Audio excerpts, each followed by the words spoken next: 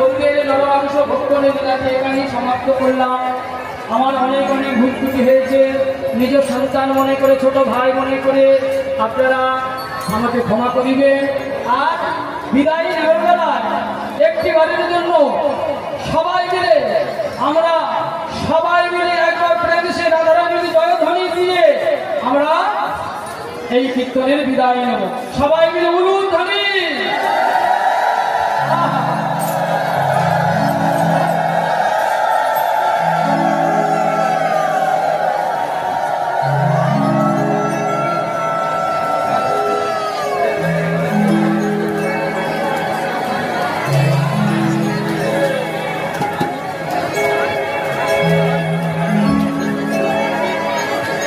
রাধারানীর মন ভালো না